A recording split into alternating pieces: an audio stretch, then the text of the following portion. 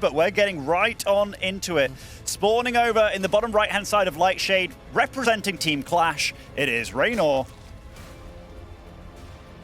Evil Reynor again. In the dark. And that, of course, means in the top left side, look at this man perfectly stacking his SOVs. He's putting that APM to good use. Our Korean Terran player, Dream.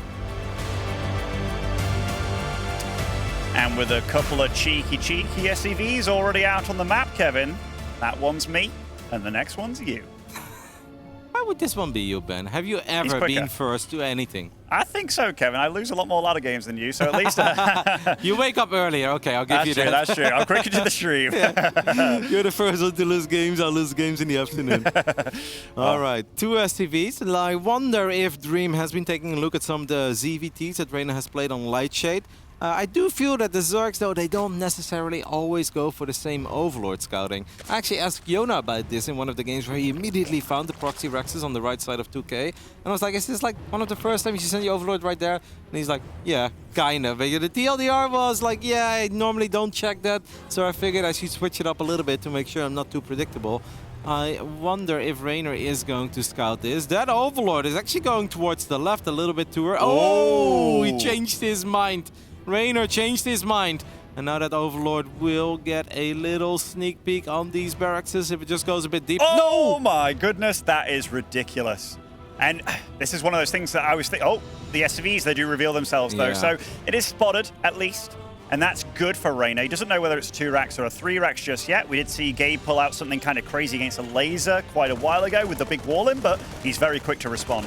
One drone falls immediately though, and I gotta say, they didn't get too many hits off yet on these SCVs. Reynor with some good micro on that other drone, but another drone at the top will fall. One of the first SCVs is gonna go down, and I think that bunker is gonna have a hard time completing. That is lovely SCV positioning though. That bunker may very well finish up, Benjamin. Absolutely, but I don't think it will. Just gets the kill on it, does Reynor, so that's nice for him. 4 drones do fall, and we can't forget about the lost mining time. And back at home for Dream, he had already started his gas and such, but honestly, you want more from this situation as the Terran. Yeah, this is kind of like the absolute bare minimum you're willing to settle for, right? The lost mining time, 4 drones, but we would go way too far to say that this is a successful opening for Dream.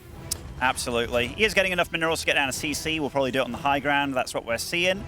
But the fact that Reynor didn't die from that bunker didn't get up, I mean, that's already a good start for the Italian, I feel. Marines getting forward, hoping to maybe pick off one of those creep tumors, but I think that's going to be very difficult, as these Marines are going to dance on the edge of creep, and Dream is going to try to macro up. I think it's maybe worth to explain to the people at home how we got to this player pool. This is obviously not just a random 16-player tournament. We have regional tournaments all over, well, every continent, basically. And when it comes to the GSL Season 1, so not the current GSL season that's going on, but the top 4 finishers of the GSL Season 1, they get immediately invited to the season finals. And then the guys that lose in the quarterfinals, they do this little GSL play-in thing where 2 out of 4 players will also qualify. And that's how we ended up with the 6 Korean players in this tournament. Beautifully said, Kevin. Beautifully said. That Ling does get in, gets a full scout off, gets C2 gases going, no 3rd CC or anything like that. That is obviously a mistake from Dream. I think it's also worth pointing out, when Dream made it through the group and he was like, I don't want to play Reynor. Like, Reynor's so scary. So unlike Maru, Dream is definitely showing a bit of respect to Reynor, and especially the way that he started off this series as well, because this is it's a feisty way to start off the series. Yeah, I mean, historically, he has never beaten Reynor in a competitive environment. He did get close to it the last time they played in one of the War Day tournaments. It was a couple months ago, at the 5th of May, by the looks of it. Dream managed to take 2 maps, but still end up losing the series 3-2. And that definitely was a bit closer than some of their previous encounters. And this map all should be, you know, he is allowed to dream, Ben. The boy's allowed to dream, you know, even though to him it's just a pretty word. I mean, if he does get past Reynor, would you feel that it's a ridiculous bracket actually for him, because it's Reynor, then it would be Rogue now that we know, and that's really rough, especially if, you know, he falters. Even if you get through Reynor, you're kind of revealing a lot of your tricks, right? of course, and the way that Rogue just played against Time, I really thought that Time was going to make it a competitive series, but it does seem like Rogue was angry or annoyed. He's like, yeah, guys, I know I lost the first 2 games of this tournament, but don't worry. I'll show you guys why I am Rogue. He just looked mighty fine. Reynor does manage to catch one of these Hellions, and that's a pretty big deal, Ben, because we had the Armory finishing up in the main base of Dream, of course. So the feeling that Dream wanted to keep full HP on these Hellions so they could morph into Hellbats, and he could apply serious pressure. I have the feeling, I mean, there is still obviously potential to get some work done here, but I think Reynor has plenty of time to get ready for this and get the queens in the right position. If there's anything I've studied about Reynor, even though his Baneling Nest is very late, his number of queens should be very high. There are 5 here now, 6 at the front. He does have Transfuse energy. Really good. Dream is doing very well with his positioning on his medevac thus far and his healing, and he's already stopping the mining actually at this 3rd base. Yep, and that one queen was actually kind of forgotten about. Reynor does keep it alive. Still only 2 drones going down though. I do think that Reynor's queen movement on creep was excellent here. But I do agree with you when it comes to Dream as well. Good medevac positioning, because that is obviously the one unit that Reynor really wants to gun down. But Dream made damn sure that not enough queens were in the range. Yeah, and I love this by Reynor as well. He's truly respecting this. He's getting Spore Crawlers, he's got units in the main base. That is a lot of queens, and not even going to let those Hellions land. Obviously, you can only have 4 Hellions or 2 Hellbats, so went for the 4. But yeah, so far, this opening from Dream is just getting shut down left, right, and center. Does Reynor get a follow-up scout in the main base? Is he maybe worried about a Banshee follow-up, or why are we getting all those spores? A Banshee, potentially. There's always like the chance of a Liberator as well. And Spore Crawlers, they never really super fall off. If the game goes on, you can just plant them in nice locations and be kind of safer. But this is a nice scout. Gets to see that it's just more Marines. Stim is shown as well, and the 3rd CC at the front, most importantly. Yeah, and I guess if you're 14 workers ahead, you'd rather be safe than sorry. Absolutely. I guess the one thing we can say is Reynor's upgrades do start a little bit late, but this creep spread that he's got going is already pretty great, because that is a lot of space for him to just go crazy with the creep, and now he's going to have a little bit of map control as well, given that he's the one with the 3rd base and 4th already started. Lings are above these Hellions, by the way, so it's really important that Dream doesn't go too deep on creep. Otherwise, he could get sandwiched by these Zerglings that could very well stream down the ramp. Instead, the Lings are actually looking for a run-by. Now they turn around. Can they grab these 3 Hellions? The answer is yes, sort of, maybe.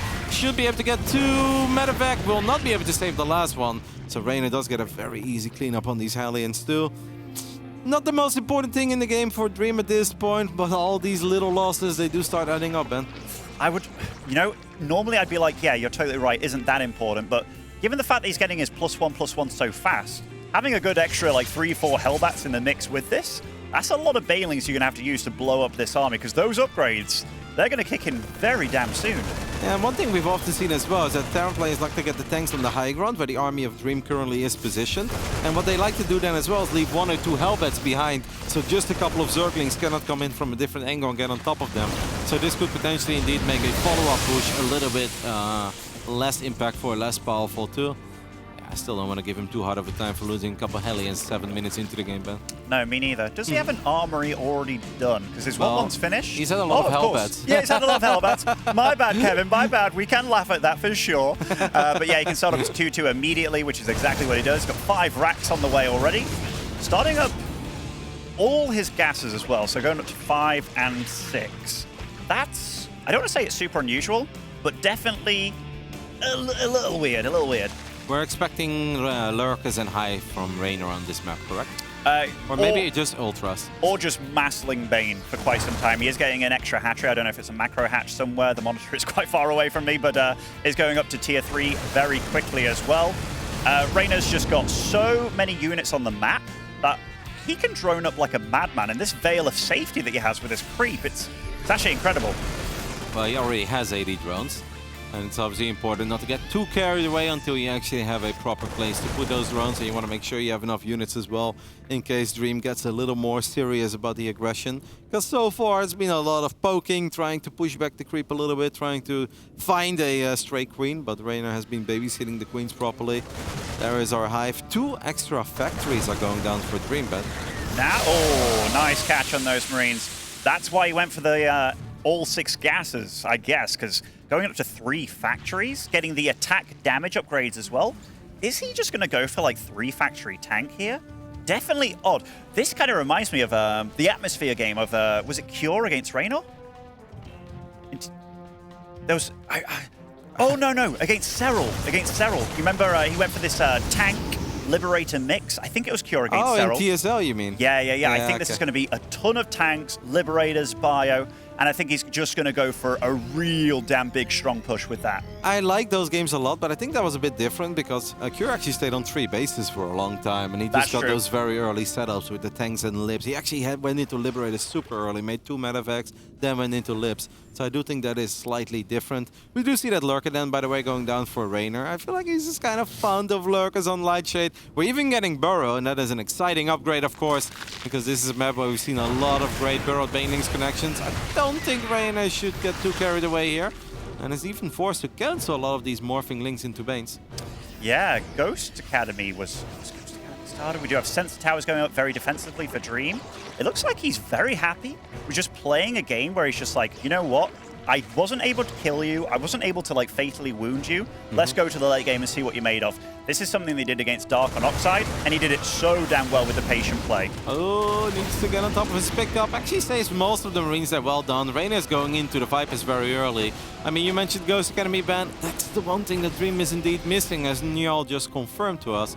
I hope that I'm pronouncing your name correctly, by the way, mate. We keep on trying. There is the Ghost Academy. But I do feel like that's going to be a little bit late, and I think it's safe to say we are going to have a moment where Reynor will have a couple of Vipers out, probably with a lot of energy. And Burrow Banelings on the right side. No, Reynor reveals it and does not get the connections he's looking for. Losing a couple of drones at home as well. Seems like the Liberators are going to town on some of these mineral lines.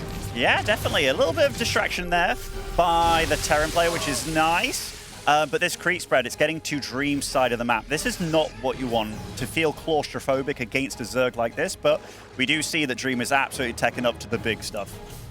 Adaptive talents before seismic spines. I feel like we normally see it the other way around. I don't know how big of a deal that is. Maybe Reynor feels like he's not going to be under pressure anytime soon, and with this upgrade he can actually be a bit more aggressive if he would like to do so.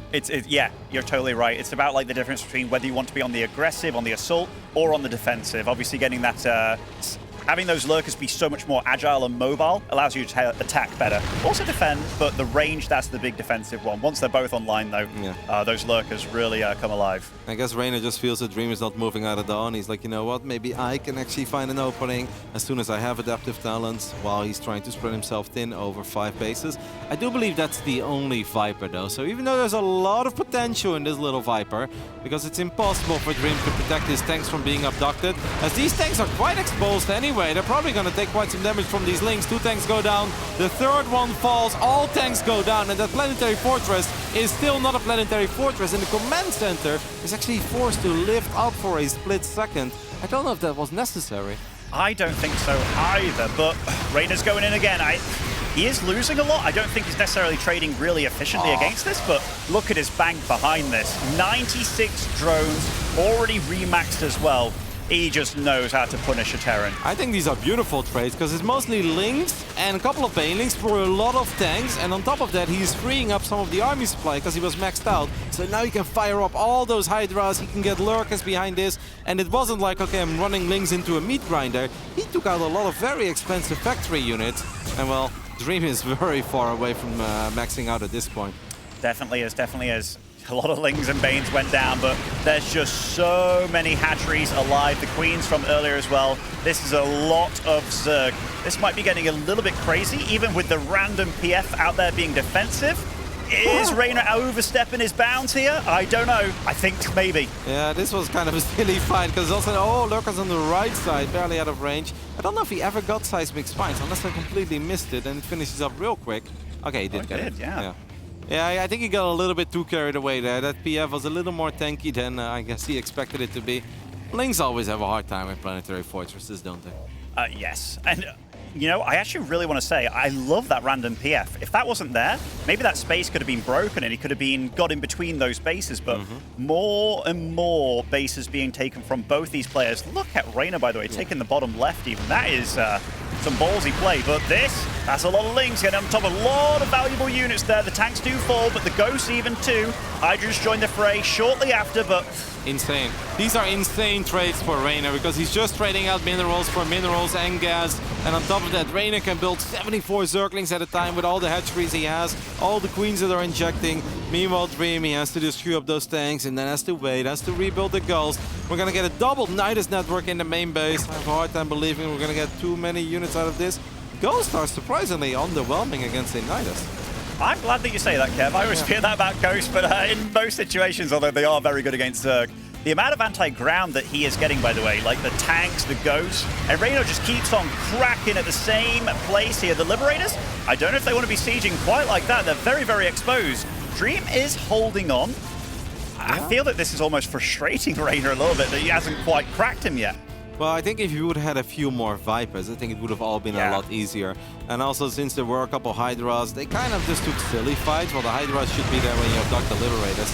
But Reynor's going to try his luck one more time with a couple of Lurkers coming in from the right side. Some excellent snipes, though, on the Vipers. Well done by Dream, and this, I think, is actually turning into one of the more successful defenses Dream has had over the last few minutes. Whoa. I think out of all the attacks, that was the most painful one for Reynor. Okay, Reynor, if this game does go on, Reynor has to mine out these bottom left bases. Like, I want him to put drones there immediately, because if this turns into a war of attrition, and he keeps trading like he is doing, Dream can win in a very different way in StarCraft just by Reynor kind of bleeding himself out, because Reynor is at 100 drones here. If this game goes on and like Dream ends up splitting the map, this could get very problematic for the Italian. I like the idea of being aggressive as Reynor, though, because if you are sitting at 100 drones, that's you don't really want to let your opponent get at 140 army supply, and then it just becomes impossible to take a good fight.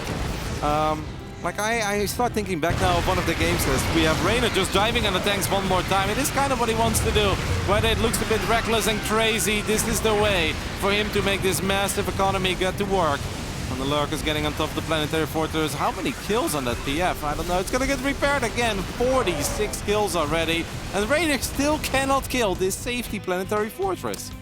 It's not as if he's only doing one thing in one area as well. Dream's actually managing to hold off the Nidus attempts, getting rid of the Overseers in the main base, the scouting, and constantly having just enough units in the right places. First nuclear missile being researched now. Second Ghost Academy is going down too. I feel like these are the kinds of games we saw, let's say 6 to 8 months ago, when you and I were actually spending some time in Sweden together between Zero and Bjorn, where Bjorn was just like, all right, I know I can't kill the Zerg right now. Let's just turtle up, let's get a lot of ghosts, and let's take it from there. But I think that Dark really showed us just excellent Zerg movement on some of these maps that allow it. Whereas, like, okay, Terran armies with a lot of ghosts are very hard to fight head on. So don't fight it. Run circles around it and use the mobility of the Zerg army to prevent the Terran players from getting the fights that their dreams are made of. It's very good by both of them, though. Like, it's very hard to do either of these moves, but running into a PF, and that is a ton of Banelings. Blinding Clouds go down. One PF does fall. That's the guy with 60-odd kills on him by now, but Reynor has to run home and yet again. Didn't get the base. Gets 19 SCVs, but did not get the base. A couple of snipes go down. And this is actually becoming problematic. At first I wasn't too worried for Reynor, but now I'm really starting to get very concerned. I think he's getting a bit too reckless. I think he's getting too carried away. As Dream right now feels confident enough to move forward. Because yeah, Reynor is rich, he has great income, but he doesn't have that crazy bank ban. If he takes another fight like that, I don't even think he can remax anymore. It's going to be tough. Like, he is mining so damn fast and quickly. The fact that he's taken that bottom left base and he is mining from it now fairly decently. It's important. Yeah, it's really in his favor here. And I feel that he's been doing a lot of this at the top of the map to try and distract. But, running into this is getting very problematic for him, I feel. Mate, look at these setups of Dream, man. If I didn't know any better, I would say, is this a goodie game? You know, the entire map's covered in creep, sitting with a couple of defensive planetary fortresses. This is just one hell of a setup, and I don't think you can run headfirst into this. No, and that's all Reynor's been doing so far. I think he needs to take a step back, relax a little bit, and just realize that this isn't the game he's used to, where eventually his opponent just kind of goes, okay, you just owned me. Dream is holding on ridiculously well, and his army is just getting ridiculously good. How many ghosts is Dream currently working with, Njol? 20! Now that's a decent ghost count, mate. It certainly is, and he's figured out that this base is here. I'm not sure he wants to nuke. Yeah, I'm not sure he wants to nuke right here. Just run the CC away. Well, that Sport Crawler sure as hell took the hell of it. Hatchery seemed like it got cancelled in the bottom left. Reynor realizing that things did get a bit dire, as he managed to get up to 201 supply. Will he break Dimaga's record of 224? Okay, so Reynor's at the top of the map again. but Dream has stopped that expansion in the bottom, which is a huge, huge deal. 15 tanks, by the way, and they have +3 upgrades. Charging into those bad boys, it's so difficult to do, and the couple of Liberators that he has as well. Just a beautiful defensive setup. It almost felt that this game played out, in at least at a certain point, exactly the way that Dream wanted, where Reynor would throw everything that he had at the 4-base-ish setup, eventually 5-base setup of Dream. And now, where it's like normally it would be very difficult, right, to secure one of these bases, Reynor actually needs to slow down a little bit, because he's like, okay, I lost an insane amount of resources. I need to be careful. I need to make sure I don't completely mine out my side of the map. As we have a nuke landing on the right side. Reynor has not reacted to this one at all. That's going to be 14 drones or so going down. Well done by the Ghost. Well done by the Ghost indeed. Also stopped a lot of these Morphins and multiple nukes going down as well. Dream's getting ready for the next stage of the game, by the way, because he's absolutely assuming it is Broodlords getting the falls out, and that's exactly what he's going to go up against. So Dream, he's absolutely on top of everything this game. Dream's playing sick. It really did feel that Reynor was almost overconfident, where he's like, all right, I can keep doing this. I'm going to break you down. The Swarm is going to be too mighty. My numbers are going to be overwhelming. But that safety planetary fortress really deserves a Medal of Honor, because that really kept Dream safe. And eventually it felt like he started to be in less and less trouble. And at one point it wasn't even any trouble anymore. He was convincingly holding and winning the fights. Absolutely. And the Broodlords, they're great. But when your opponent's got 20-odd ghosts and like falls out on the field with big upgrades, that's going to be ridiculously hard to fight properly with. Like Reynor's going to have really good caster control this game.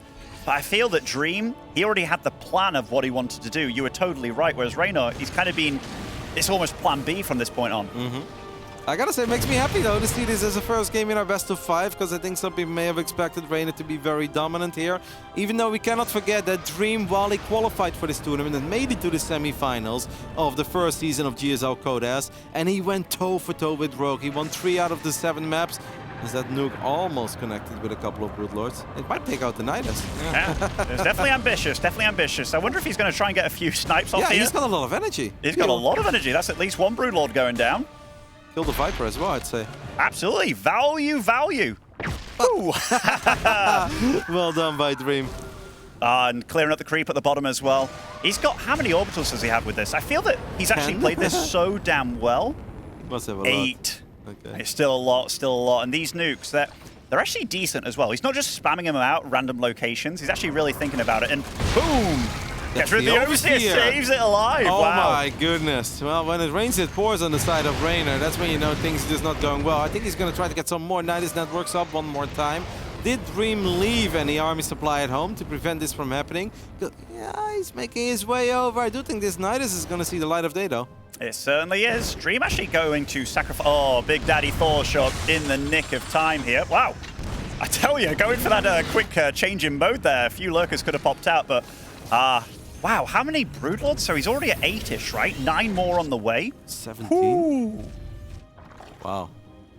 If you talk about an immobile army, 17 Broodlords is going to do it. Absolutely.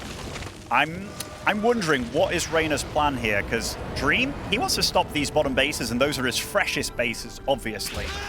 If Reynor, yeah, and I love the fact that Reynor's noticed that. He's going down for this side of the map now, but there's almost nothing there to attack, at least not efficiently. I gotta say, the spacing of tanks, the Liberators this game has been marvelous. It's hard to really compliment the player on it, because there's always, you know, normally that moment where, okay, you don't have enough tanks there, or you don't have enough Liberators there.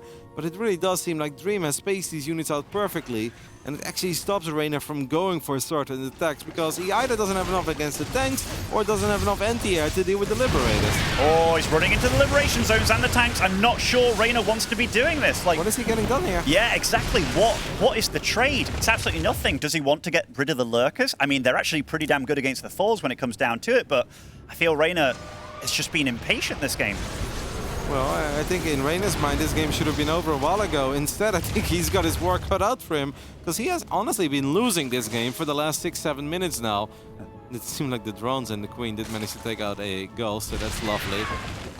It all comes down to the Queens, to the Broodlords, and a little bit of static defense. But the funny thing is that this base is not even all that important anymore, if you ask me. It's nice to have it, but there are barely any minerals left.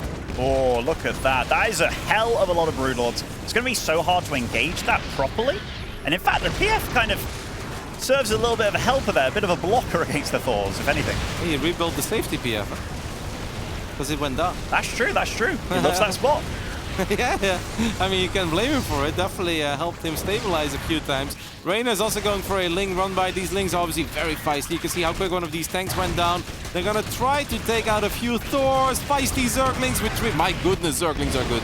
Yeah, and these are 0 armor Thors as well. I mean, they have the 1 base armor. Big Fungal lands on those go, so the snipes are halted there.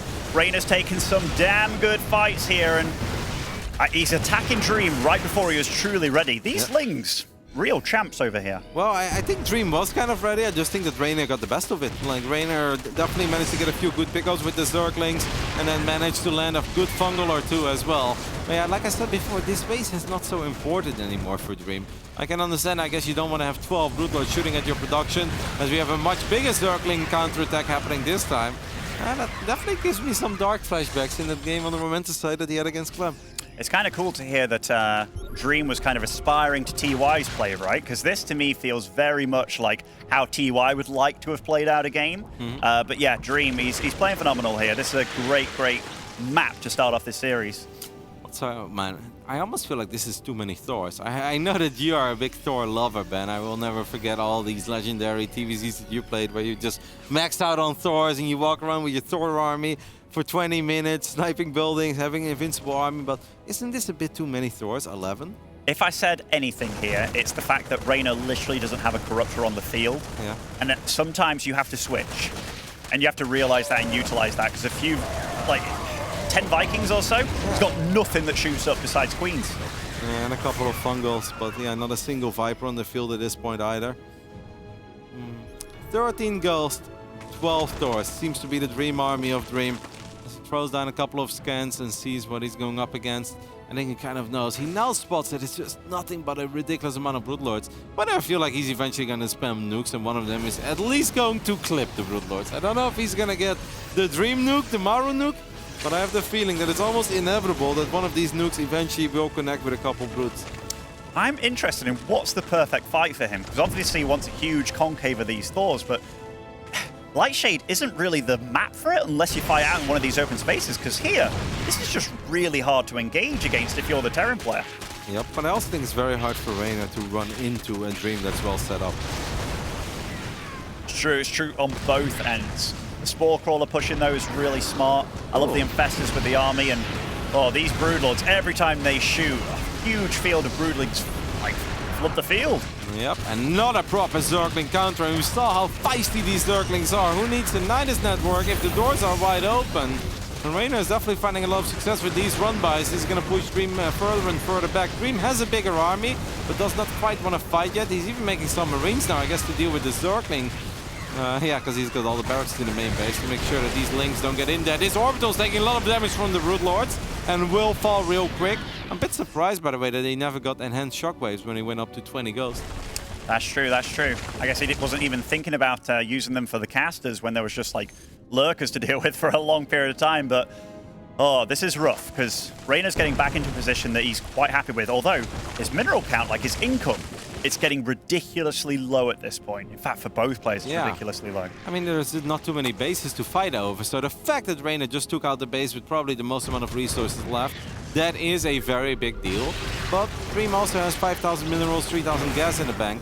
I do think it's worth for Dream temporarily sacrificing this location. Just make sure Reynor doesn't start mining from it. Yeah, absolutely. This is like the battle for this base. Because Dream is still mining pretty decently from the bottom left. You giggling at the long distance? Yeah, I mean, he's kind of taking away some minerals that Dream left over. You don't want it. No, it makes sense. Makes sense. Ooh, and a ghost with a dream, Kevin. A ghost with a dream here. Where is it? What is it dreaming about? Nuking. A big, juicy nuke. I would almost nuke 7 Overlords. It's not a bad nuke. It's not a bad move. It's not a bad move, Kev. Maybe not a good move, but... so he's going for the base here. Maybe... I don't really... Yeah, I'm not sure about this one. If you can get the army running all the way back, that'd be kind of cool, but we'll see what happens over here. It's just damage, softening it up. Takes out a lot of larva. That is true. Maybe he's thinking about the Spire being there as well. I mean, if he does that 2 more times. Absolutely, but the game does slow down. You might be wondering why. Why don't either one of them do anything? Well, the first one to engage is kind of the first one to lose. Like, both these armies are a lot better when your opponent attacks into you as opposed to the other way around. Can we take a look at the natural of Dream? Did he leave a lot of units behind now? That's the lovely natural of Reynor. Because I feel like the Ling run-bys were obviously super annoying. We had a bit of a SimCity, but it's not like he left too many units behind. No, definitely not. And I'd like to see Reynor just continue being annoying with Lings there. I like how Reynor's doing this, though. He's trying to force the issue. Maybe he can go down to the bottom left. Oh, he has to push the creep down there, obviously. Uh-oh. Ooh. That's a good few ghosts. All a bit wounded there, probably from a fungal, right? And 156 army supply against 150. These some truly huge armies here. Did that ghost take out an Evo from just attacking it? I guess it did. Yeah. Ghost got bored of waiting for Neil Nukes. Reynor is going to try to take this base, and I think that's where Dream is going to have a little issue with it. Him not being able to mine from it is one thing, but these resources heading towards Reynor's side of the map, I think that's something that he's going to have a slightly bigger problem with. He's going to get a couple of really good volleys up with the Vikings. 4 more Broodlords, by the way, Benjamin. He's really, really going for the anti-ground army, and I think it's the right move given how much commitment Dream's done to that. These run-bys, they're a real thorn in Dream's side. Yep. Reynor has been proper annoying with his Lensei Fungo while all of this is going on. That's the beauty of Ling run-bys, right? Even 31 minutes into the game, there's always a chance that for a split second your opponent looks away.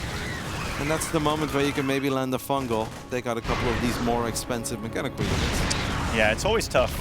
Reynor does have to cancel that. Dream's bank, by the way, like, I know we've hinted at it, but it is a lot bigger than Reynor's, especially the minerals. 5k extra on that front, and he is getting some decent trades. What's the actual resources lost tab at this point? Reynor must have lost a lot more. Oh, 10k. Not that bad. Not as bad, yeah, I agree. Not as bad as I thought it was going to be, but... You know, one thing that's actually lacking for Dream? He's got no air upgrades at all. Like, no damage upgrades on that front. The armor upgrades for his Thors and stuff are really lacking too. So those Broodlings and Lings, if they can get on top of them, they're going to deal a lot of damage. Reynor goes back into Vipers. He had some free supply and he decides that 3 Vipers is what he needs. Obviously, Abduct would be massive on the Thors, and we have a nuke landing. I hope that Reynor is going to pay attention to this one. Feels like he's looking elsewhere. He's looking at bases. Lands a Fungal. Oh, the nuke, No! Oh, it died? Oh wow. My goodness, that was so close. That was ridiculously close. Oh. I really thought for a second it was going off there. Do you also get nervous? Like, I feel like my heart skipped a beat. I'm like, no! I clenched my bum hole so hard there, Kevin. That was, by the way, this positioning here is so difficult for Dream with this amount of Thors. 15? Like, my heart sank for Solar when he was just playing one hell of a game, and it all ended with one nuke. It's crazy, it's cool, but you don't really want to see a game like this end, as we do have the Broodlords getting quite close and a lot of Broodlings being exploited on the ground there. As Reynor is still annoying with Lings and Banes. Gonna try to make it into the main base, but 3 Thors were left behind. I mean, that's gonna deal with a counterattack, and Dream's army apparently is powerful enough to clean the high ground here and push Reynor all the way back to the low ground. This is going to make Reynor very sad at this point because he knows that that's a scary army to deal with. Not only that, he's just found the high ground for the freshest base alive. And now, Reynor, if he wants to move back up this ramp, you never want to fight up into a ramp against your opponent like that. It almost feels like this is going to be it. I think Reynor's going to try to abduct a couple of these big boys. There we go. The Broodlord should be able to get a lot of shots up immediately. That is a ridiculous amount of Broodlings on the ground. Maybe some friendly fire too. That's not quite happening yet. Reynor's still trying to find like little pieces of damage. But there just simply isn't that much to kill anymore, especially not if Dream leaves 40 supply in his main. No, I'm actually liking the way that Dream's handling this, Kevin. It's got to be said. Oh my goodness. Holy crap. Yeah, no wonder the run-bys didn't work. That's so many broods, and Dream is the one that is mining. He doesn't have to make the moves here. Like, not at all. It is all about Reynor being like, okay, that's a full base there to mine from. Yeah, he mined from it earlier and stuff, but this situation is going to get really rough for Reynor. So Reynor basically only has the center top base mining, right? A little bit. As he's going to go for it one more time. He's going to land a couple of mining clouds, but great EMPs. The investors go forward too, but more EMPs will go down. Oh, the Broodlings are everywhere right now. The Thors are getting some good hits in, some good damage in. Supplies are as close as ever. Feels like most of the ghosts have died, but look at that. Oh, the Broodlord's just getting fired down against all these Thors. There's so many Thors just shooting, but the supplies, they're still neck and neck here. Is he doing it with the Broodlords? Dream's actually having to be forced back here. Wow. Wow, it really did feel that eventually the Thors were just going to be able to get the shots off that they were looking for, but it seems like the answer is no. Reynor is still going strong and does take kind of control back of this high ground position. Maybe he can take out this planetary in the bottom left, but there aren't too many minerals left there either. I'm a little bit scared because even though Dream's bank is completely gone, I think he lined up a lot of units. He must have done, right? Because he had such a big bank, or Yeah. was it completely gone here? No, he has queued up a lot of units for sure. There's no way that he just spent 7,000 minerals. Like, I know he's been building Thors and stuff for a while. We have to see, Kevin. This is really getting down to it. It's getting down to this last march. The Thors aren't able to burrow here. That's actually a really big deal. This is where Snipe should be super important, as we do have an EMP go down, potentially trying to connect with the Infestors. Reynor made sure that the Infestors were far enough back. A fungal does land on all the goals, as EMP has connected with most of the Infestors. I still think that this army of Dream is powerful enough, but it needs to get in range of those Broodlords. Yeah, he's not stepping forward at all. He's fighting the Broodlings. The Vikings. They are reigning supreme in the air, but they're shooting Overlords at this point. The Broodlords, they're still dancing back. The Vikings from the low ground are getting some good damage, and the Thors, they've been fighting with the Broodlings for so long, but now he's getting close. He's dealing a lot of damage here. Neuro Parasite is actually going to go down with some of these Infestors that still had energy, and Reynor feels that this is the moment where the Broodlords can go forward and destroy the Thor army of Dream. I can't believe it, but after 37 minutes, it does seem like the Italian Stallion has done it, because I don't believe that that's an army Dream can rebuild anymore. My goodness, what a crazy final 2 minutes of that game. Absolutely baffling, actually, what happened there. Like, Reynor played a crazy game, and I gotta commend Dream for the fact that he held on against that onslaught of Reynor, because it really felt like a lot of Terrans can't do that. The 3 factory tank early on really allowed him to keep resupplying his tank out, which was really important. But yeah, that army, just the pure Thor, I really feel you need a different battle plan, like getting a bigger concave. Because if you're really clumped up, it's not going to work, right? I think you need a different battleground. That's just what it is. There was not enough space. The army of Dream was simply too big. And even if a couple of times I felt like the ghost could... Oh yeah, we started with a 2x, by the way. In case you guys joined us later, where Dream did get 4 drones, but it obviously wasn't quite it. It just felt that most of the time, Dream's army wasn't able to fully participate in the battle. Well, obviously, that's the beauty of sky units, right? Of air units. You can clump them up a little bit more. And I gotta say, Reynor did a really good job in not overstaying in some of these battles, making sure he got enough Broodlings out on the ground, and then like temporarily disengage to make sure that the Thors were forced to deal with those Broodlings rather than being in range and shoot at the Broodlords. Yeah, absolutely. I think one thing that was maybe missing from Dream's comp a little bit there was just having, I don't know if he had range on his Liberators, actually. I never saw that upgrade come online, but having ranged libs to keep the Infestors at bay. Yeah. But you're like, we're both on the same page here. Those Thors need a far more open battleground from a few angles, maybe. Because, yeah, when most of them are fighting Broodlings as opposed to actually getting shots at the air units, it's never going to pay off. And let's not forget, they're so big that they even kind of blocked the Ghosts, man. Yeah. The Ghosts were not able to really get to the front line. Now, they don't want to be super exposed, but you do want to make damn sure that your Ghosts are in range to get the snipes off that you're looking for, to land those EMPs that he was looking for. I gotta say, it's been a long time since I've seen Neuro Parasite. I don't want to say determine the outcome of a game, because I think Reynor was already looking good, but that was kind of like that little bit of extra confidence that Reynor needed, where he's like, all right, now I can fully send it. Here come the Broodlords, here comes the Neuro. You know, one thing that I'm thinking about that might have helped Dream a lot? When he sent Reynor off the high ground at the first time, I think breaking those rocks and just opening the whole situation. Yeah. For some reason, it was never taken out by either of them. No, and that allowed Reynor to have like one channel. Yeah. So it's only like, okay, I'm going to fungal here, and keep the Broodlords away. So I think Reynor dealt with the situation actually better than Dream did. Yeah, especially because if you think of Thors, they have obviously very long range too. So even if they would be like way on the right side of the debris, they would still be able to participate in the battle. Yes.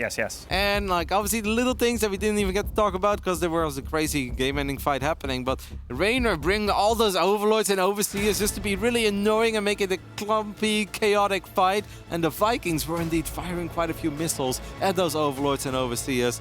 All the little things help. This man has taken the 1-0 lead, but boy oh boy, did he have to dig deep for that victory. It's the Italian Stallion, Reynor.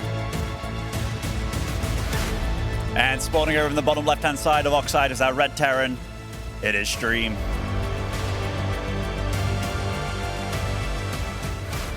Okay. So, starting out... By the way, it's got to be mentioned. That was Reynor's map choice.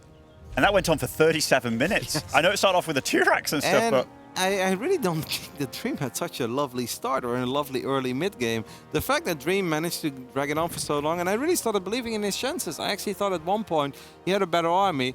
I kind of like what Reynor did. We can talk about this too, because we've seen Broodlords, but most of the time, at best you see 10, 12 Broodlords, right? Like 26. And then we're like, oh yeah, that doesn't work. But apparently it doesn't work because that's simply not enough Broodlords. You just need way more. Absolutely. I think that was a great TVZ, actually. It went absolutely all the way as far as it can go. I know some people might be like, oh, where were the BCs? Where were the so-and-so? But these were real top-tier armies clashing, duking it out against each other. And they were both...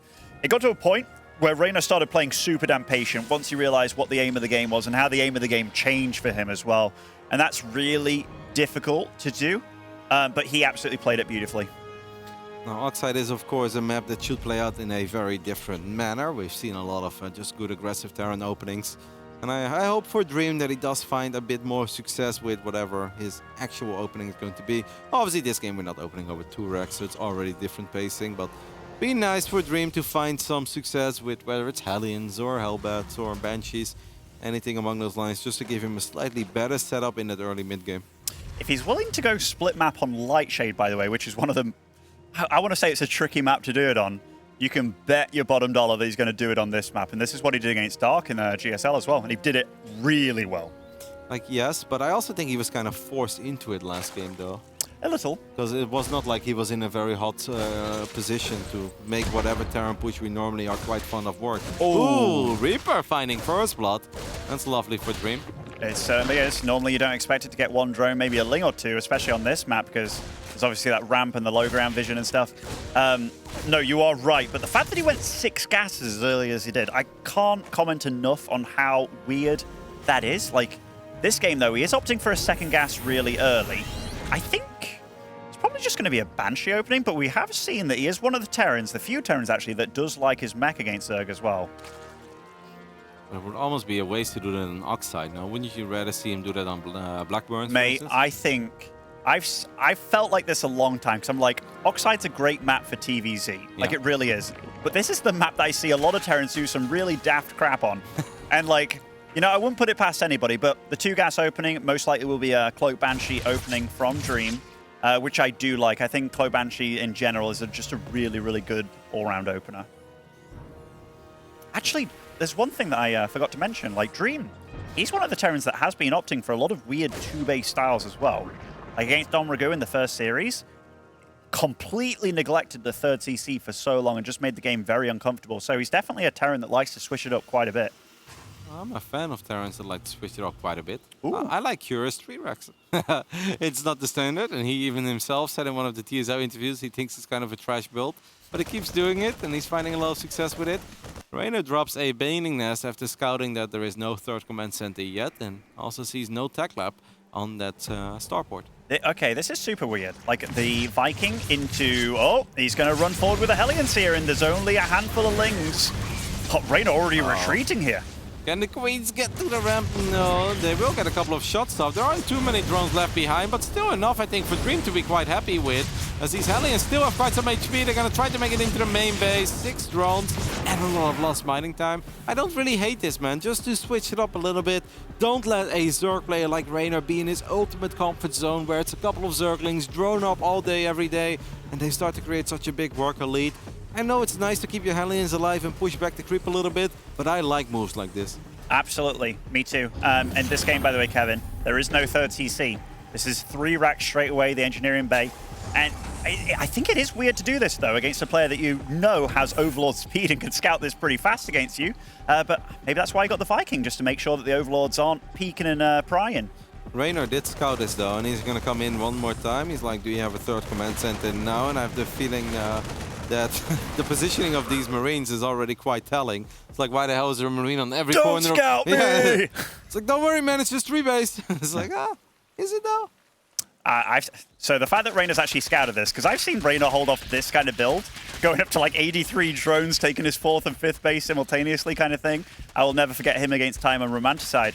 But now he knows exactly what's going on. I'm I'm curious, what does Dream do from here? Because it is a super all-in build from him. Yep, and obviously with the quick lair, this time we have a lair before the evolution chambers go down. It does mean that Reynor is going to have pretty quick access to baneling speed, and that is going to be very important. How high do you think Reynor can drone up? Do you think that this is kind of where he should draw the line? He's got full saturation on the third base, and that should kind of be it. Maybe drop a hatchery, but don't drop any more drones for a while? Honestly, it's really tough. It's really tough. I think he's doing a lot of good stuff, getting the +1 armor to try and get that out, rather than getting like double evo and stuff, but this is going to hit really hard. I think if he goes... Why is he not getting baneling speed? Okay, there you go. It's late though, isn't it? Like this push is going to hit so damn hard, Kevin. Yeah, I mean, this is obviously an incredibly committed build by Dream, and it does feel that if you can have baneling speed 15 or 20 seconds quicker than Reynor actually had it now, it could have made the difference. But Reynor is already setting up potentially a surround. Does he want to fight the first wave with just queens and links? Combat Shields is online now, but that +1 weapons isn't. I do like the fact he took out these rocks to have a bit more of an open space. From the bottom, Benjamin. Oh, that's lovely by Dream. You see that? He's expecting the move. He's like, Reynor, I know what you're capable of, so he's leaving a lot of units. But obviously, the more units stay near the tanks, the less he can really pressure at the front, and the more time Reynor has to get a couple of extra defensive units out. I think this is so impressive by Reynor, the fact that he's buying as much time as he is. And unlike Scarlet the game before, he is mixing banelings in with that counter-attack that he has, but will he be able to get the reinforcements? This is so close. The reinforcements are trailing. Reynor seems a little bit indecisive. He does want to go for the natural. All right, so these queens right now are actually taking some serious fire. Reynor is going to be forced to evacuate this base by the looks of it. How many drones is he going to lose here? That's the big question. Turns out it's only 3. Let's take a look at the Lings and Banes on the other side of the map. I almost feel that the Lings were kind of spoiling the party here. Banelings will crash in, and they will connect with these SCVs. There is nowhere to run, nowhere to hide for these SCVs. A lot of them go down, but Reynor still needs to take care of this army. Killing SCVs on the other side of the map is great, but it doesn't make this army disappear. No, that's the big thing here, because yeah, Dream, he doesn't really care about economy anyway. All he's producing is Marines here, getting a few Liberators out as well, the tanks. He's getting his +1 armor sorted out. I think Dream's in really good shape here, Kevin, and quite a few Lings there. We did see the corpses of them left behind. I love how we can say that Dream's in really good shape. He's down 25 workers. Let's not forget about that. Wow, Dream is in a good spot, but he still needs to do more than he's done so far, and it needs to happen with his army. Look at this tank spread as well, Kevin. This is beautiful and so hard to engage for Reynor. He's trying to do it. He's trying to do it the best he can, but Liberators make this way harder to engage as well. I gotta say, the link movement is real sexy by Reynor, though, in the center of the map, making it so hard for Dream to reinforce, because this is a scary push, but the Marine count isn't super high. So if the Zerglings can get on top of these tanks, and then the Queens can help out against the Liberator, there is still a chance for Reynor. Extra Liberator showing up. This is where Reynor decides to send it. We've got Lings and Banelings coming in from almost every angle, and that's kind of what I mentioned. The Marine count wasn't all that high. The Liberators, though, they do go uncontested. Absolutely. Supplies are really close here. The Queen's dropping to these Liberators. That's 4 Liberators with barely anything to shoot up. And look at that army from Dream. He was respecting the run-by potential, but Reynor, he's doing a good job of trying to evacuate whatever he can, but no anti-air. No anti-air to speak of. These Liberators, they go uncontested. They're making Justice rain from above. If I've ever seen Justice rain from above, 4 Queens is simply not going to be enough. That Queen is in range of one of these Liberation zones still. We have now Liberator in range of the mineral line. Reynor can obviously not afford to lose this base. 2-base Zerg against 2-base Terran is not something you want to play. And ladies and gentlemen, we've got a series on our hands, Ben, because we're all tied up. And these have been some feisty competitive games. They absolutely have. I love the fact, right? I was like, man, I do remember Dream playing some 2-base all-ins and stuff in the GSL games. Then boom, 3 racks go down, 1 engineering bay, but he actually handled it really well. Because I was like, he has to go, he has to do something, but he knew how patient he had to be. And I think it's the fact that Reynor was also doing what he did on the map, right? With his Lings kind of being a bit leery. I do think they both played really damn well, but this isn't the kind of build that you go up against every day on the ladder. No, it's not. But I also still think that Reynor's first priority here should not be let's get into the natural of Dream and let's kill SCVs. Because kind of like you said, Dream doesn't give a damn. Because even the 25 workers, 7 minutes into a game of Legacy of the Void, how much is there really left in your main base? You can kind of leave 8 SCVs there. So even with 25 SCVs, you're going to have relatively decent saturation. I would have preferred to see those units clean up the first wave. Well, yeah, obviously that's hindsight, and it's hard to make all the correct calls in the heat of the moment. By the way, these little tanks, even though they were absolutely bopped out there, having them in these little nooks, stopping the surface area, it's really cute what Terrans can do with their positioning these days. I think they both played at a very high level. We're all tied up. We're going to go into a quick commercial break, and after that, we'll be back with Reynor versus Dream, Game 3.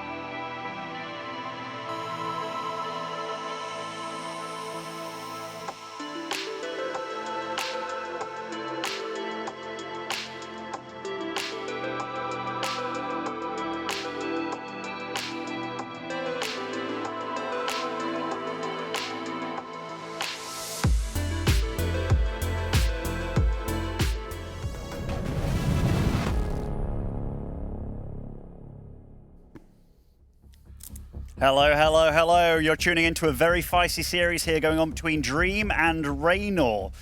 So far, and the probe with Kevin, of course, loving his little fella. Still a little bit upset. Zombie Grub did terrible things to that probe earlier today. I've never seen a probe fly through any studio, man. I love that we got this Artosis pylon as well, powering us up, powering the probe up, powering everything up. Too bad, no Protoss left, baby. Did you see one of the trophy suggestions? It had a beautiful Terran and a Zerg logo on it. I loved it. I'm looking forward to the other ones. All right, here we go. Game 3. We have loaded into 2K Atmosphere, and I gotta say I see a couple of boys leave rather early. In the top right side, our Korean Terran player just playing one hell of a series so far. It's Dream. And spawning over in the bottom left-hand side, playing as the Blue Zerg, it is Reynor.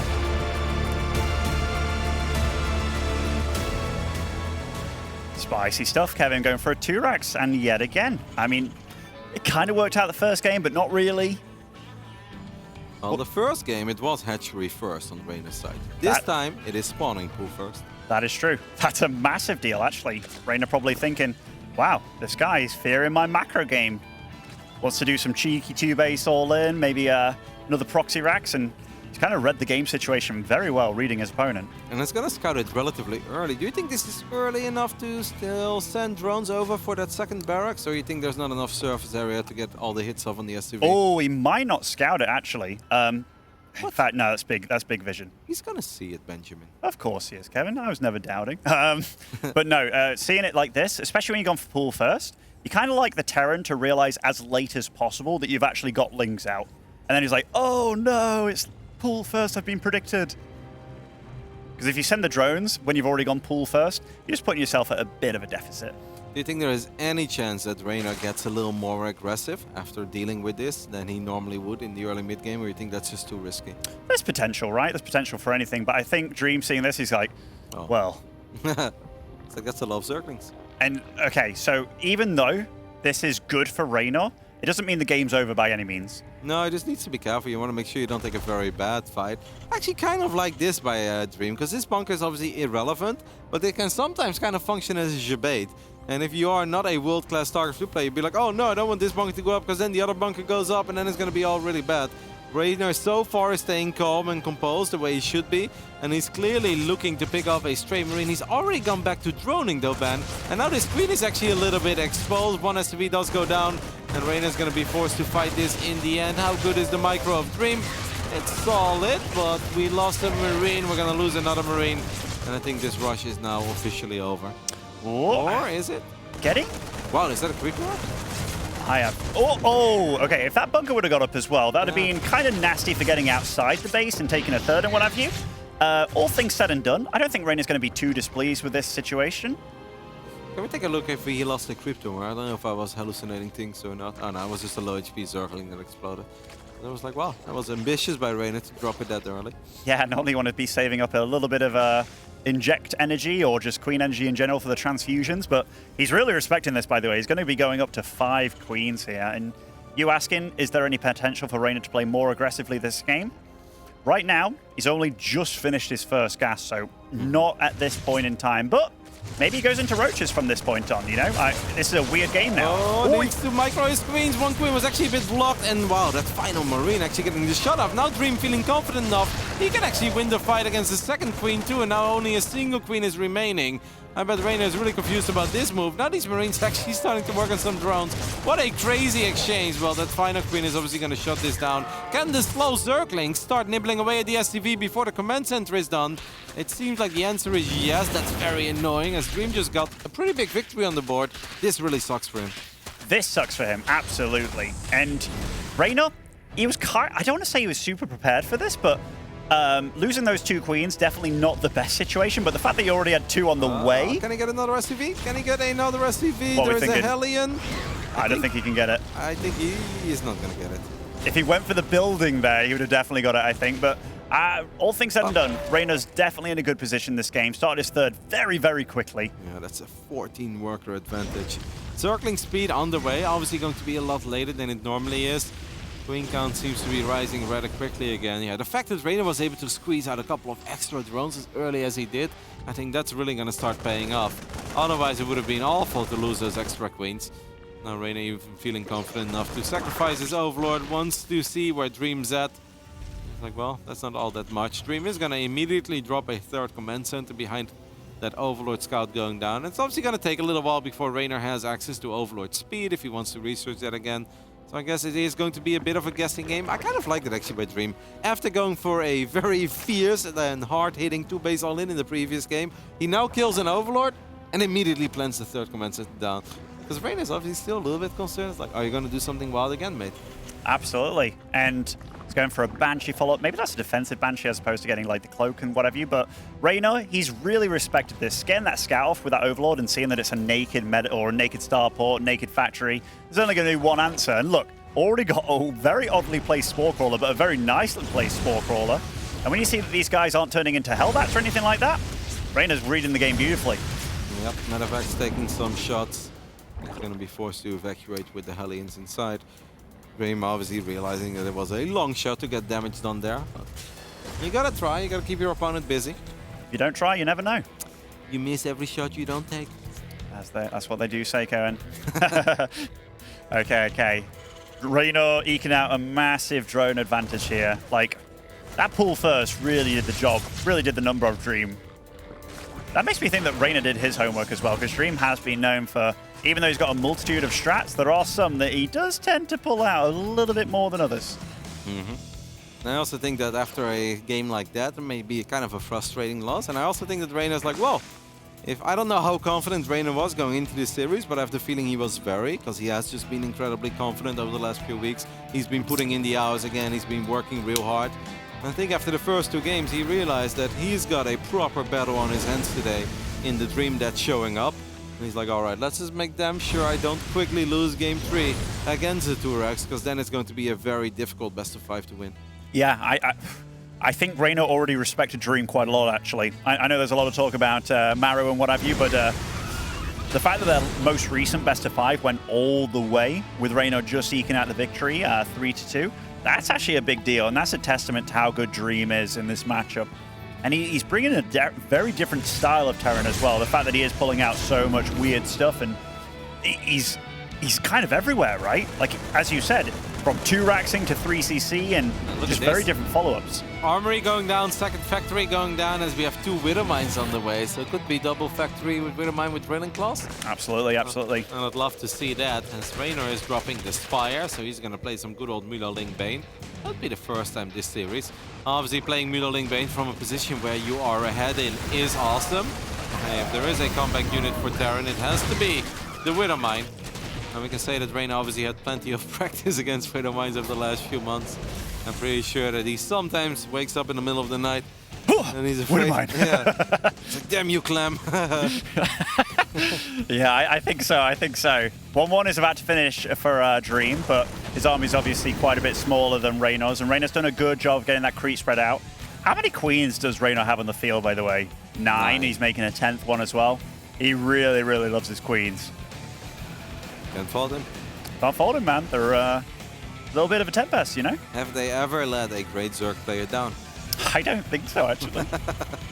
All right. By the way, that random depot over to the left side, I love that kind of thing. Just for being like a bit more aware, a bit more map present of things like run-bys, because Reynor's been very, very good at that. Not relevant to this game, but I recently saw Trap and I think Zest as well doing this a bit more, as the Widow Mine does connect with one Baneling. The other mine is going to connect with all the Widow Mine, or excuse me, all the Banelings besides one. Yeah, I saw Zest and Trap doing that when they realized they go up against a Hellion opening. They just drop a pylon quite far out of their natural. It's like, what are you going to do? Use your Hellions to kill my pylon? Like, no one's going to do that. I actually think it's really cool. These are like the little things that for some reason we didn't think of a while ago, but it actually makes so much sense because vision is everything on this level. Yeah, absolutely. Reynor going for the different mix, by the way, with the mutas, as you called earlier. But I think this is something that Dream is far more normalized with playing against. Like Mutiling Bane, it's obviously been prevalent in Korea for a long, long, long time. This is probably a bit more in his comfort zone, a bit more in his element. But he doesn't know quite what he's up against yet, I don't feel, because he is still making tanks and stuff. Yeah, how many tanks has he been making? I've seen mostly Widow Mines, and I think Drilling Claws finished up. He's got 2 tanks and 7 Widow Mines. And I don't hate the mines against Mutiling Bane. That's a damn juicy number. He's up to 6 gases again, taking his 4th base now. And he's quite far ahead in his upgrade. So despite that opening against like the pool first and everything that happened, Dream's found himself in not too terrible a spot. Reynor has a strong dislike for sensor towers. As you can see, that was the first target there. Apparently he lost 6 drones while this was going on. Can only assume that was a Widow Mine drop, losing 7 drones now. It does seem like the Queens and the Spore Crawler gone down, no matter of fact, in the end. Reynor's going to replace those drones immediately. Might be overdoing it a little bit now. He's going up to 101 drones. I mean, that's fine and all, but then I do think he really needs to start getting there immediately to Dream's side of the map, and he needs to start fighting over and over again. But he's going to run into an upgrade deficit, as these Widow Mines will fire. That was massively anticlimactic, by the way. I swear they could have refired and dealt a lot more damage. But with the amount of drones that Reynor has in the army comp that he's working with, he doesn't have an infestation pit yet, as far as I know. There is no hive on the way. Reynor really needs to start getting on top of that 4th base. Otherwise, I think this game is going to be very problematic for him.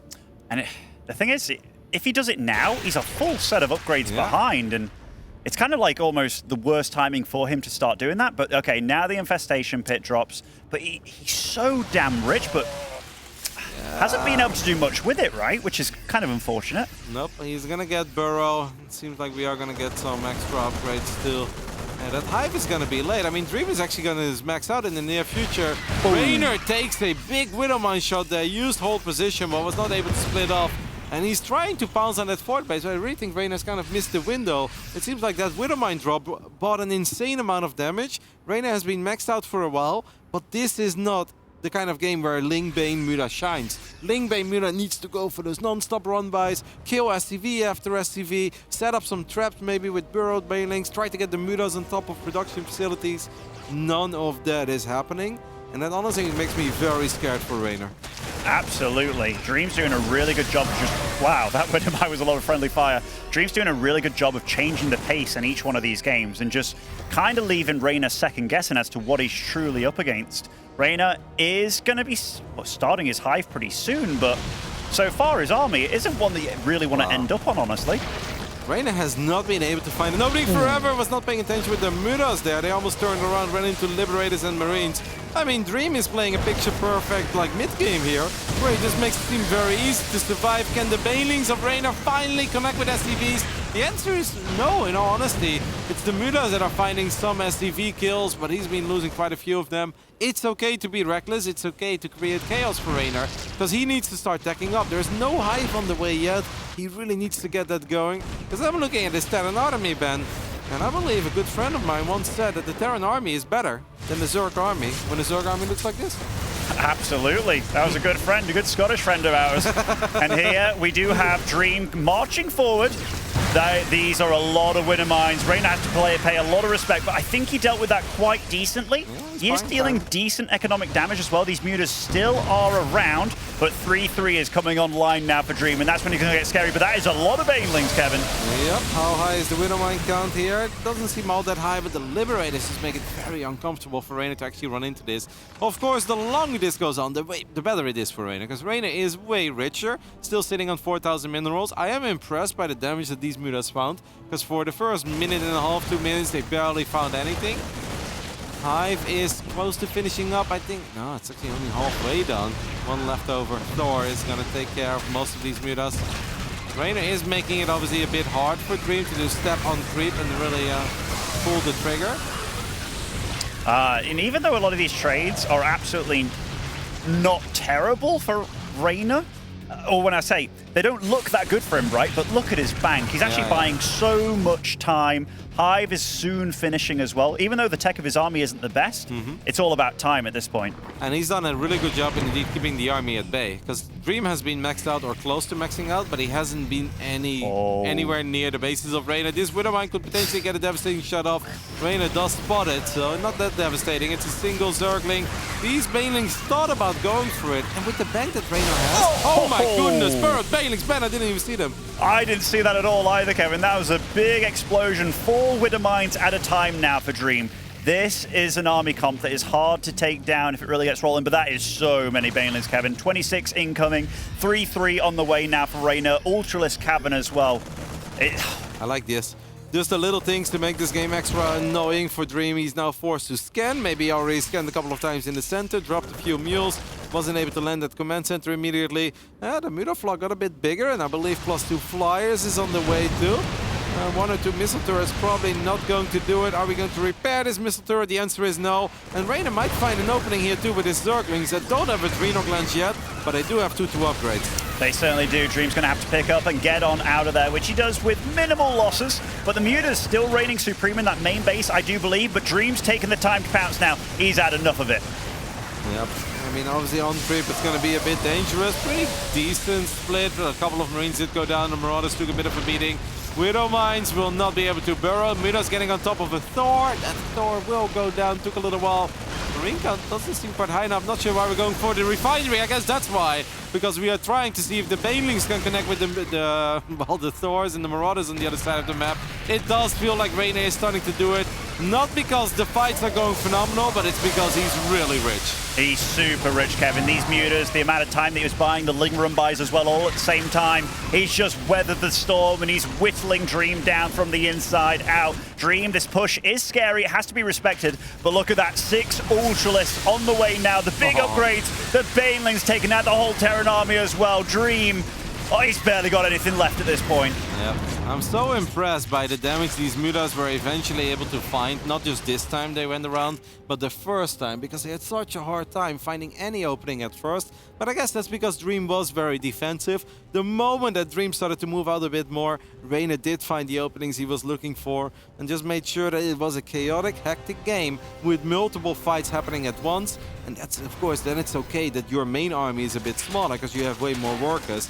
But yeah, there's a little fight here, little fight there. Even if the trades aren't the prettiest, that's okay because you're going to be able to remax and remax and remax. And Dream simply isn't able to play the same game. No, and these mutas, they spent their last 10 minutes on this side of the map. I mean, this wasn't a good trade, it's got to be said, but he's losing the battle, but he's winning the war, and he's doing it over here with a ton of Ultralisks. Would have been nice to have those mutas to catch these medevacs, but he's still pretty much maxed out at this point. Yep. And oh my goodness, so much Zerg. Ultras and Lings are also ravaging the Terran facilities on the top side of the map. There is no tank bunker here anymore, Widowmines to fall back to. And that is going to do it. Reynor successfully defended the Turex before it ever even begun.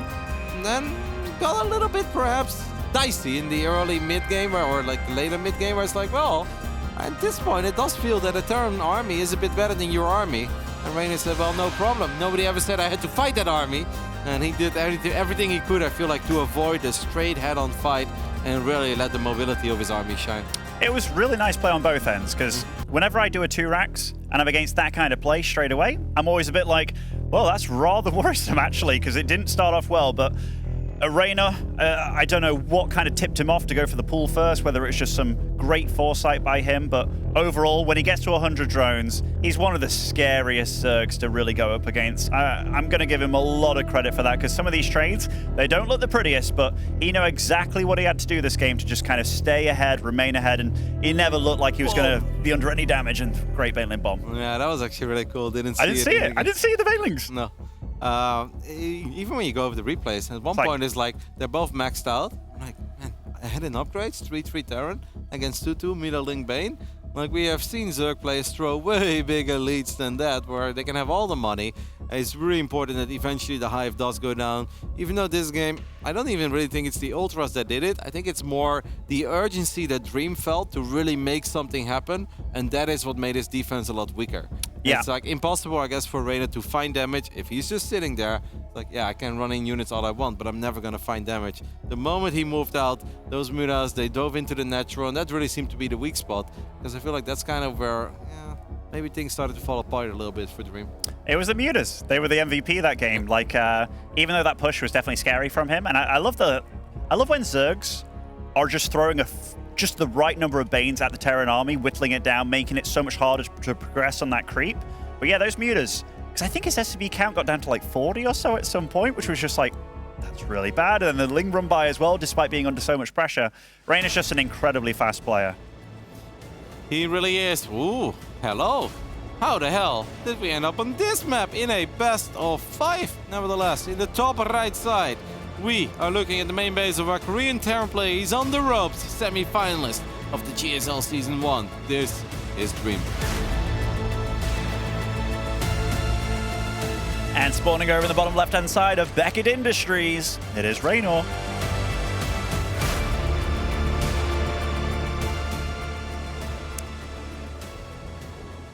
Okay, so what's Reynor going to be up to this game? Actually, 17 drones. Does he have his... Oh, pull first and yet again. Ben. Beckett. It's Beckett, mate. You surprised? Okay, so you've told me that Reynor was, let's say, not too nice about some of the new maps. He did veto Blackburn this series of all maps. Do you think some of his series against Clem could have had anything to do with that? Well, it's funny that you say that, because I actually feel that Reynor has won a decent amount of games. Like in some of the series, Blackburn, yeah? Yeah, me against too. Clem. Like he always says he absolutely hates it, but then he ends up winning even relatively convincingly. I've also seen some Terran players make that map maybe a bit more complicated than it has to be when they start pushing through that little alley with these slow zones and it's like super far away from the main. I'm like, guys, what are we doing? Why don't we fight in the center? You know, your army's pretty good. But yeah, apparently Reynor, maybe this map grew on him. Maybe he's been playing a few more games on it. I do feel he has played a couple 6 ZVTs on this map, in particular, of course, against Clem, but I think against some of the other Korean Terrans too. And let's see. Okay, this game's really weird. So Reynor obviously opened up the pool first, and then the hash gas. Very, very safe opening. Okay, Dream messed up his wall, but he also went for reactor first. I think the nerves are obviously getting to Dream a little bit here, but opening up with the reactor first is super weird. Command center on the low ground. Obviously, these Marines only halfway done. I don't think we're gonna kill this command center, but I guess we are gonna get a nice delay on it on the side of Zerg, because this SCV should go down relatively quickly. Zergling's gonna try to get into the main. You say it's not a good wall? It's not a... That Marine just squiggled through the side there, but Reynor, he must see that that's not a proper wall. Like, and he is in the base. This is already a bit of a feisty start. There will be 2 more Marines joining soon, but getting 2 SCVs to start this off, and yeah, just can run on out of there. It's like, this is the quarterfinals, mate. You got to learn how to build a wall. I love how we're still raising and lifting the depot like that. Really, yeah, it's like, you are actually trapped in here with me. Reynor gets 2 SCVs, gets a delay on that command center, and gets out of there with a couple of Zerglings. I think that's most important. And the scout, Kevin, that was a second barrack, so this is like a 2-1-1 possibly. I don't see a... In fact, is there going to be a third barracks? Wow, okay, the full scout there on the 3 racks. The Cura special. Cura said that he thinks this build belongs in the bin. Cure said that? Yeah, I asked him about it. I was like, why are you the only one doing it? I feel like you're doing pretty good with it. And he's like, well, I've just found some success with it. I practice. I kind of know the timings, but I'll be real. I feel like if the Zergs get more practice against it, I think this is a build that belongs either in the trash can or the bin. He said one. I like it if he said bin, because that's such a British thing. I can imagine Kjol going full British. Yeah, the last... It was being translated anyway, oh, okay, so okay. That comes down to the translator. Right? Okay. Yeah, the last time I saw this build go at it, it was Bjorn in GSL. Did not work out for him one little bit. And the fact that Reynor got that scout in it early on, it's already a bit of a rough one for Dream. Obviously, the move outs with the Marines, if we are indeed sending some Marines out even before medevacs are out, they are a bit more intimidating on Beckett than they would be on Lightshade, because you still have to take 20 Marines with Stim serious. I mean, each and every single day I drop ladder points to Marines with Stim over 3 racks. Like, there's no way they commit, right? Well, they show up. If you don't have anything to fight Marines with Stim, whether they have upgrades or not, doesn't really matter. They still pack a pretty powerful punch, especially early on in the game when the armies are really small. Yeah, and here... Oh, that's not a wall, right? That's not a wall. I think he was doing well at school, but obviously not in the architect class. That is for sure, because this Ling gets to see exactly what's going on, sees that there's no Marines in the base. He knows that those Marines must be on the field somewhere, and probably knocking at his door very soon. Yeah, firing up quite a few defensive Zerglings. We do have a couple of twins there too. We're even going to more 5 links into Banelings. I don't know if Dream is really going to YOLO it here. If he's going to stim through the acceleration zone, get on top of these queens. I feel like there is always a tempting moment for every Terran player where like, I've got stim. Should I? But obviously losing these Marines early on would be a disaster for Dream. He would give up all map control for a very long time. So I can understand that he didn't want to take the risk. Of course, if you don't have medevacs, you can just keep stimming. At best, you're going to get 2 stims out of his army, but even that's pushing it. But how does he retreat out of this one, Kevin? There's Lings on either side here, and he's going in this little choke, and the big surround for Reynor. Lovely focus fire with the Banelings there, but it wasn't enough, and Dream, he's been cleaned up massively. 60 Marines for 13 Zerglings. A couple Lings obviously went down earlier, and 6 Banelings. I think Reynor is quite okay with this trade because he's going up against a 2-base Dream at this point. And if you're picking off, shaving off Marines of a 2-base Terran, you're going to have a Dropper Lord. That's yeah, that's for a Baneling drop in the main, eh? Maybe a Ling drop even. Yeah, maybe he's just expecting Dream to move out soon. If Dream picks up all the Marines that he has left over after losing all the Marines he already lost in the center, he's probably going to have barely any units at home. So maybe Reynor feels that even just 8 Zerglings can really mess him up. I'm going to be honest, I think Dream's really scrambling here, because this situation, having the double engineering bay when you're kind of forced to do a 2-base all-in, it's not what you want. He even starts up a 3rd with everything going on, and it's just a horrible situation to be in as a Terran when everything's kind of falling apart. Reynor now saw that this army was on the bottom side of the map with one of his scouting Zerglings. Going to step on Crypt. That's a slow drop if I've ever seen one. And that's okay, because he knows these units are here anyway. I guess Dream has most of his reinforcements rallied towards the natural. So these Zerglings, even if they pick up 6 or 8 SCVs, that would already be disastrous for our Korean Terran. Reynor is, of course, the last standing non-Korean player in this tournament. And he's looking mighty fine in this best of 5. These Lings getting on top of the SCVs. At this point, Dream is like, what the hell? How did they get there? It's 4 SCVs and lost mining time. That poor Overlord, though, it's sticking around. It had to start moving a long time ago if it wanted to get out of there, because that is a slow boy if I've ever seen one. Yep.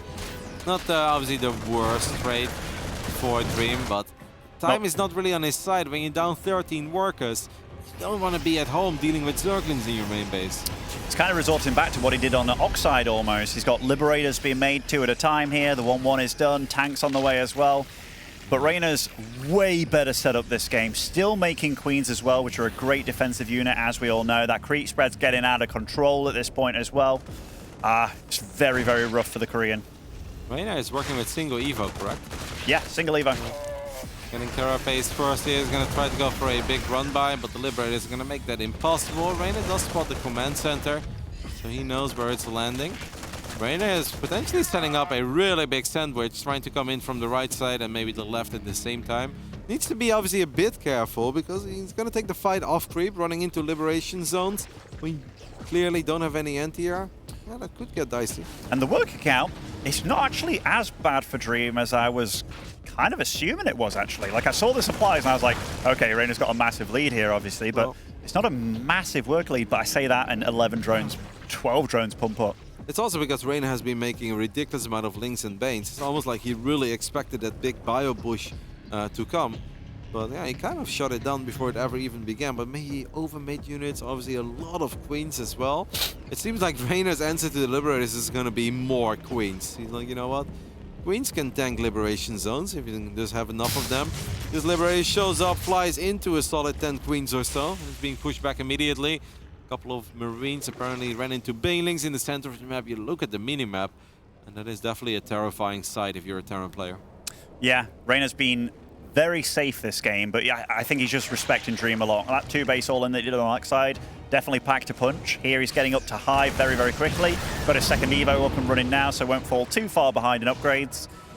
And yeah, this is such a hard position for Dream to be in. This Liberator, though, in the south spot, does find a nice little position, but it's getting tickled by that Queen, so will be thwarted. Burrow finishing up, so we could potentially get a few more big burrowed Banelings. Now, Dream is obviously always going to scan because the entire map is covered in creep, and maybe the Reynor can even burrow a couple off creep. We do have the 2 additional factories going down. It seems like Dream says, you know what? Lightshade wasn't going all that great at first. Still no overload speed. The slowest Baneling drop this matchup has seen. It almost feels that Dream at this point just wants to turtle. Absolutely. I think he's like, okay, my life's on the line here. We've got to do something pretty drastic. And I'm not going to be able to beat this Zerg down the normal way, was just kind of going at him. I need to slow down the game a lot, and that's exactly what he's going for. And honestly, Beckett, it's a very difficult map to kill your opponent if he gets up to 4 or 5 bases. Oh no, the missile turret is going to reveal the burrow. Oh, but the sensor tower, I'd almost blow it up right now. Sensor tower is pretty valuable. I don't know if it's in range. I guess he has to unburrow. I think it would have done it. Immediately? Yeah, the first Bane on the left? Yeah. Spawns with, or starts with very little health, doesn't it? With the saddest Banelings. Let's see. Oh, they definitely got it. They almost got it like this. Yeah. If it's not going to get repaired, oh, the SCV is repairing it. Oh, the saddest Banelings, man. What could have been? What could have been? Spire on the way now for Reynor, getting the +3 Carapace, +2 melee. Adrenal Glands hasn't started yet, or... No, no Ultralisk Cavern on the way, but Reynor's just like... I think he feels very happy with the situation, because that amount of creep spread, you never feel that worried about too much, right? I mean, it is everywhere at this point. I mean, it's nice when you don't have to scout for hidden bases, because you have vision over every base. Yeah. What's the Ling count at, by the way?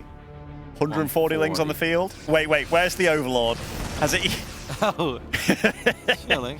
Okay. I thought it was going to be going to a base or something, but... Maybe at first, I mean, the sensor tower makes it very hard, especially if you don't have overload speed. Especially if you don't have overload speed, Kev. Imagine what Dream would be thinking if this slow dot is just moving forward towards his mineral line. It gets the Jaws music, the da-da. All right. I'm really impressed by Dream, though. He's on with a worker lead now.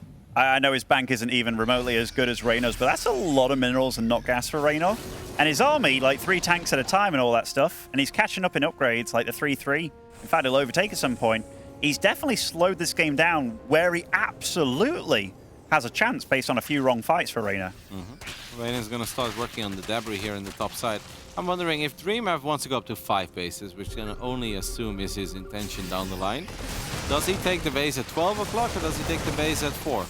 The way that I see it, you take the one at 12 because it gives the opportunity to go over to the left as well. That one at the bottom, only that one is remaining, right? But maybe I'm a fool, Kevin. Maybe I'm a fool. Makes a lot of sense. Yep, Dream is already floating over command center. Actually throws down a scan in the main base. Didn't see the hive, now sees it in the natural. Also sees the Great Aspire. But I think he kind of could have known there was a hive anyway, because the spawning pool was researching a Reynor glance. That is finishing up. +2 melee is done. I mean, Reynor could technically more of 140 banelings.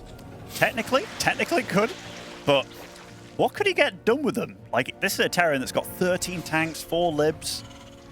It's probably better to just start abducting. I mean, the Ghost Academy is in production, I believe, or just finished up. But these Vipers have a lot of energy, so I think this is where Reynor says, all right, mate, enough turtling, but it's not going to be any more than this. Abducts a tank. The tank actually got a couple of mighty fine shots off. A few SCVs do go down. He's going to run into the Liberation Zones and the Thors and the additional tanks. Reynor says, no, I'm not going to do that. We'll find a few units here, but he's taking a... Man, that tank on the right. All right, we're going to abduct a Thor. Oh, he's safe! I don't... You know what? I don't think Dream's even minding these trades, you know? No, I don't. Is it still, how many abducts is it going to take to get that Thor down? But now he got a 2-for-1. He got the Thor and the Medevac. 2-for-1 deal, baby. On Beckett Industries only. Now, I think it was a reasonable trade for Dream, but obviously for Dream it does become very important that he secures a 5th base. And he kind of did there, but not totally. Not totally. He's really preparing for this Broodlord switch, which there are lots of Corruptors on the field. But I think Reynor's going to focus on just trying to take down the libs with those first, then getting the switch off. But with this amount of Thors, Kev, I'm not even sure it's necessary to get them out as fast as he wants to. But this tank positioning, like, it is really good. I mean, this is where Vipers are just absolutely fantastic units. Oh, save 2 tanks there. Yeah, that's honestly insane. Don't even know how many see on seat both them. Corruptors are now flying around, just getting a couple of shots off on these Medevacs. Obviously slightly better trades for Reynor. Reynor does have all the money in the bank. He's going to use the hatchery here on the left side to make sure those Vipers can just keep abducting. Kind of funny that he drops the Ultralisk Cavern now, after he's been high for like 4 minutes. Yes, it definitely is. I like how this game's going. The top left, I think it is getting mined by Reynor. It's at least getting he has a base there, which is good. Getting the gas, that's actually very important for him. It's obviously very good in his late game compositions. The Vipers, Infestors, Broodlords. Running into this is, that's a few PFs you've got to take down, and it's going to cost a lot of gas to do it, Reynor. Was this worth it?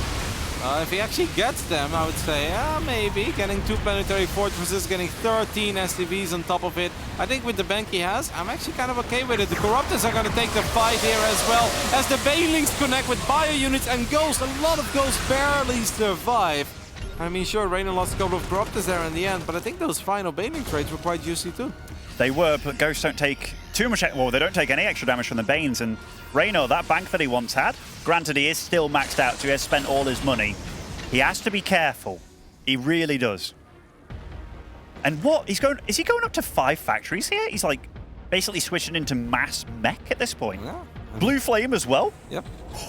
It's Blue Flame, it's Thors, and I guess we still have Ghosts, and Ghosts are still going to be an important part of this composition, but yeah. That's an interesting way of going about things.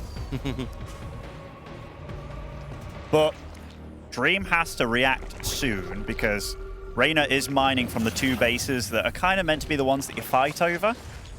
So that top left base. But how does he go about doing it, Kev? Because he is really pincered in here. Like, Reynor's definitely got the hug of doom going on him here. I like the wall-off actually with the barracks. That makes a lot of sense. Makes it a bit harder for Banelings to try the same thing as they've done before.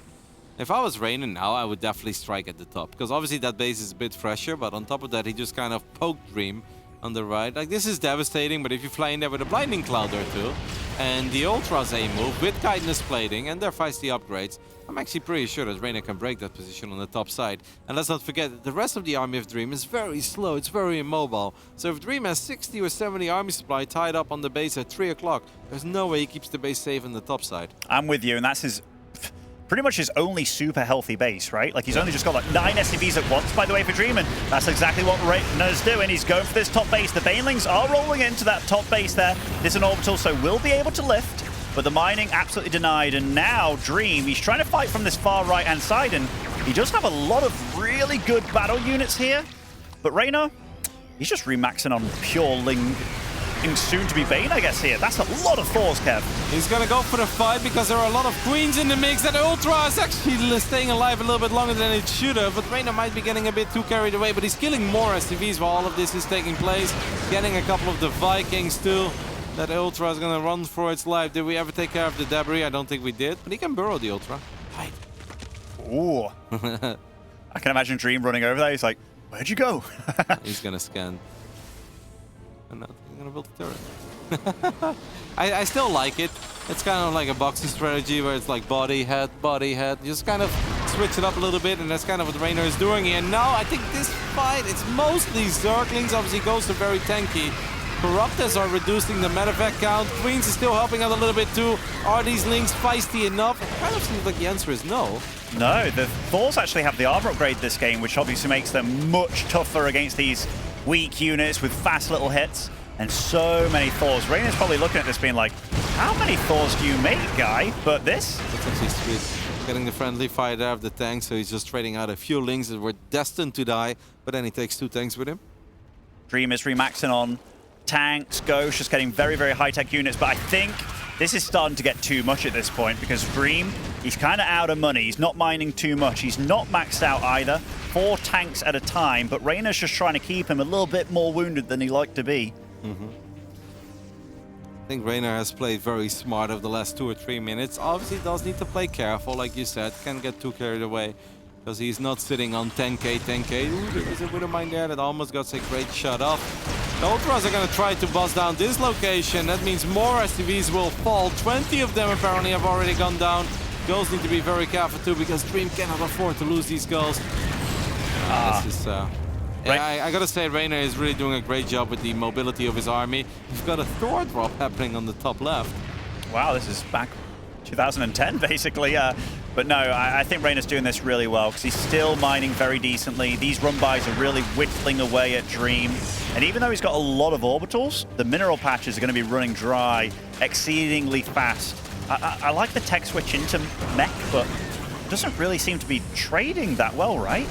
To be fair, Dream was pretty far behind right after the initial start didn't quite work out. These Ultras are going to get on top of the tanks and the Thors, and this time I think the Ultras are in the right numbers to actually win the fight, and losing this amount of high-tech units I don't think is something Dream can really recover from.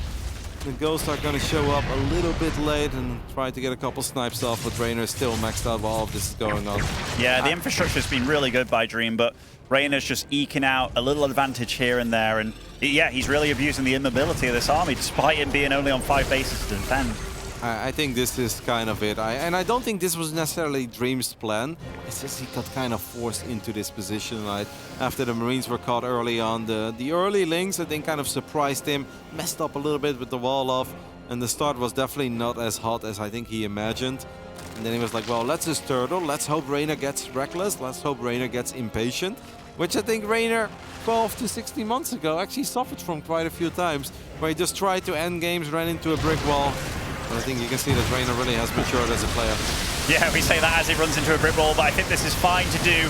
Loads of Infestors, loads of Ultralists, very little Terran to defend over here. These Infestors can be utilized against that big wall of Thors as well, but so far, very good usage, staying out of the EMP range, and Dream gets a nuke off, kills a base, but that's a lot of Neural boys out here and a lot of Fungal boys too, and Dream, I think this is it.